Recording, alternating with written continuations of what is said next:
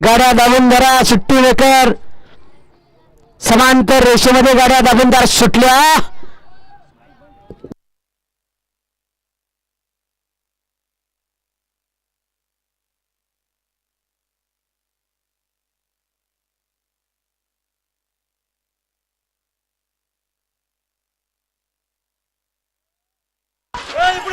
वीरवा वर्चस्व.